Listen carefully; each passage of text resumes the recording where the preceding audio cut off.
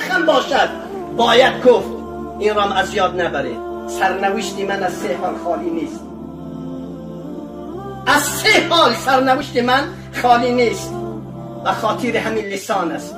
روزی از روزهای می شود یا زندان هستم در قهر زندان، یا اعدام هستم، یا عزیزان دل ترور هستم. من سرنوشت خودم را بر وقت رقم زدگی هستم. من از جمله بزدلان نیستم که بترسم. تا وقتی که خون در رگ و ریشه من هست، من برای اسلام جان میدهم، مال میدهم. مردم مسلمانی از غلام محمد رسول الله، یقین بدانید که من برای شما خیانت نخواهم کرد. من هیچ وقت شما را نمیفروشم، هیچ وقت دین شما را زیر سوال نمیبرم. اما حرف حق هر جا باشد من میگویم.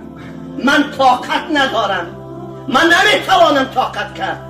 اساتید من همینطوری مرا تربیت کردگی هستند. سرنوشت من همین 3 حال است. روزی از روزهای میشد. آیا پند بپذیرید یا نپذیرید؟ آیا قدردانی بکنید یا نکنید؟ روز میشد که یا زندان هستم، روز میشد که یا اعدام هستم، روز میشد که یا ترور هستم. به خاطر دین خدا، به خاطر قال الله و قال رسول الله صلی الله علیه و سلم. و من افتخار میکنم که برای دین جان من بیرد، برای اسلام جان من بیرد. چون بزرگان همه به خاطر دین جان دادند و رفتند.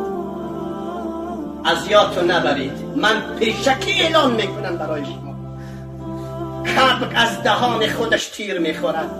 من اگر حرف حق را نگویم، روز قیامت پای من در میزان و ترازو گیر میکند.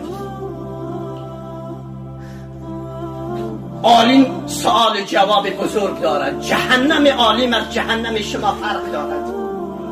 از این لحاظ مواظب باشید. یقین بدانید من خیانت به اسلام نمی کنم. همون موقع که از خدای رؤوف و مهربان درخواست کردگی هستم، وقتی که نزدیک به خیانت شدم، پروردگارا همون لحظه جان من را بگیر. من از خداوند درخواست کردگی هستم، دعا کردگی هستم. همون لحظه که به پای خیانت رفتم، همونجا جان من را قبض رو بگیرم. من دیگر زندگی نمیخواهم.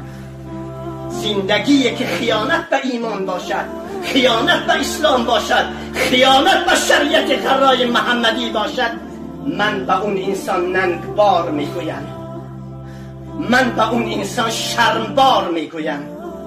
اون شرمنده ترین انسان در روی زمین است. عزیزان زنده باشه، مسلمان زنده باشه.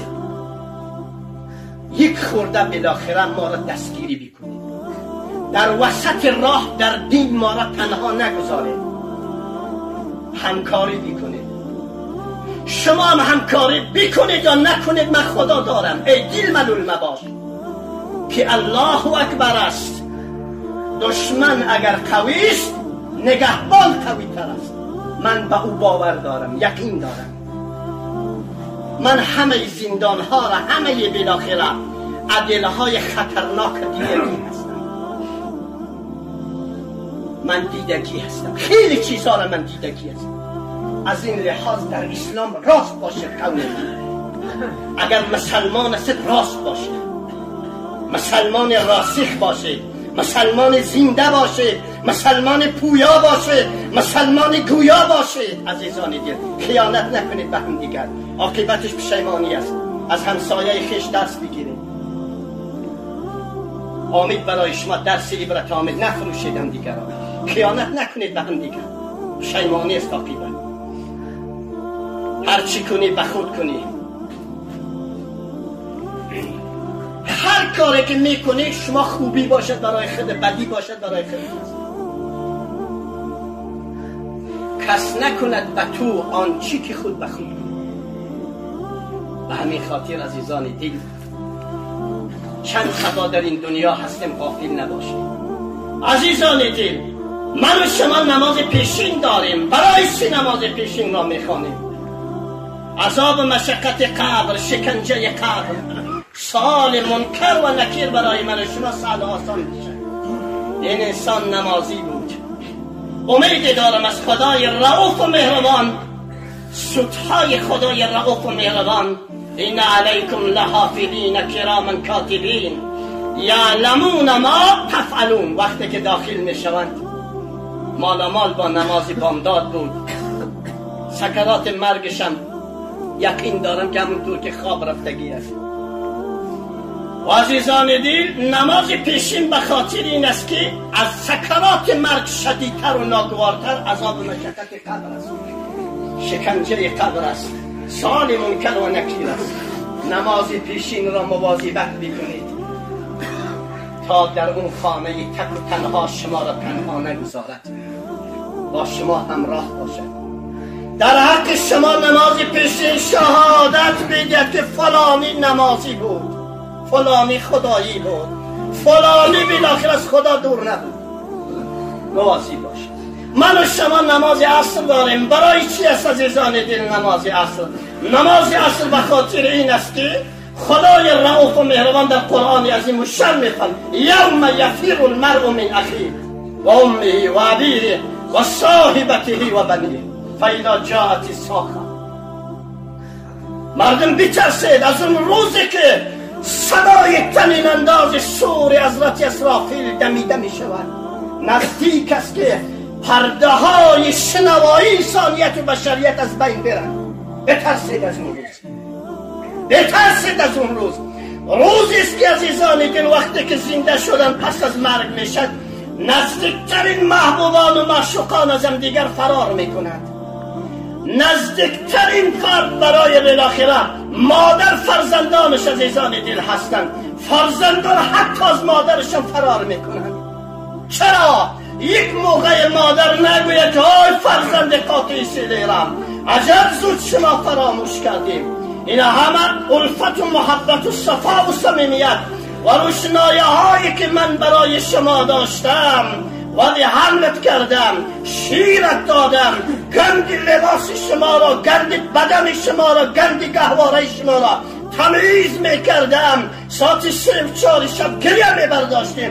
من بلند میشدم و بالاخره شما را گرم میکردم، سیر غذا و سیر طعامت میکردم. یک موقع نگوید که الان بالاخره به مشکل من گیر کردم دست مرا بگیر.